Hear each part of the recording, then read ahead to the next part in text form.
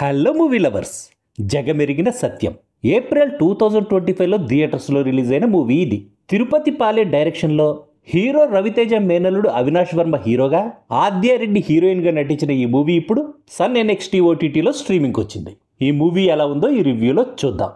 ఇదొక village nativity romantic love story. 2 hours 21 minutes duration ఉన్న ఈ మూవీని మీరు మీ ఫ్యామిలీతో కలిసి కూడా చూడొచ్చు.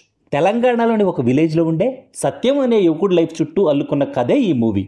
సత్యం సరితల లవ్ స్టోరీకి విలేజ్లోని కులాలు రాజకీయాలు ఎలాంటి ఆటంకాలు సృష్టించాయి, సత్యం ఒక మర్డర్ కేసులో ఎలా ఇరుక్కున్నాడు, తనపై పడ్డ మర్డర్ కేసు నుంచి సత్యం బయటపడ్డా, అసలా మర్డర్ చేసిందెవరు, సత్యం సరితల లవ్ స్టోరీ చివరికి ఎలా ముగిసిందనేదే ఈ మూవీ బేసిక్ స్టోరీ. వినడానికి కథ రొటీన్గానే ఉన్నా ఈ కథని తెలంగాణ యాసతో, తెలంగాణ భాషతో, తెలంగాణ విలేజ్ కల్చర్తో హార్ట్ టచింగ్గా, ఎమోషనల్గా, అట్రాక్టివ్గా స్క్రీన్పై ప్రజెంట్ చేయడానికి బాగానే ట్రై చేశాడు డైరెక్టర్ తిరుపతి పాలే. కానీ స్లో నెరేషన్ వల్ల మూవీ చాలా ల్యాగ్గా అనిపించింది. విలేజ్ బ్యాక్ డ్రాప్ అవడం వల్ల, పల్లెటూరు అందాల్ని రియల్ లొకేషన్స్లో పిక్చరైజ్ చేయడం వల్ల సినిమాటోగ్రఫీ చాలా ఫ్రెష్గా, ఇంప్రెసివ్గా ఉంది. సురేష్ బొబ్బిలి కంపోజ్ చేసిన పాటలు, బ్యాక్గ్రౌండ్ మ్యూజిక్ కూడా పర్లేదు.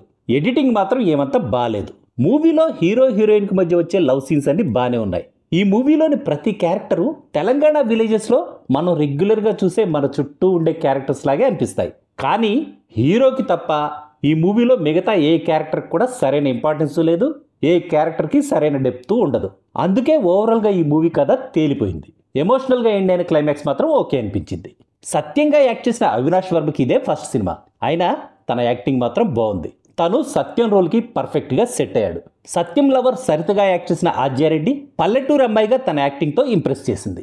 ఫైనల్గా చెప్పాలంటే రొటీన్ స్టోరీ, స్లో స్క్రీన్ ప్లేతో రన్ అయిన ఈ తెలంగాణ రూరల్ డ్రామా ఆడియన్స్ని ఇంప్రెస్ చేయడం కష్టమే. కానీ తెలంగాణ కల్చర్ని ఇష్టపడేవాళ్ళు, విలేజ్ బ్యాక్ డ్రాప్లో వచ్చే లవ్ స్టోరీస్ని ఇష్టపడేవాళ్ళు, చిన్న సినిమాల్ని ఎంకరేజ్ చేయాలనే బలమైన కోరిక ఉన్నవాళ్ళు ఓటీటీలోనే కాబట్టి ఈ మూవీని ఒకసారి చూడడానికి ట్రై చేయొచ్చు. That's all in this review friends. మళ్ళీ నెక్స్ట్ రివ్యూలో కలుసుకుందాం. Thank you for watching.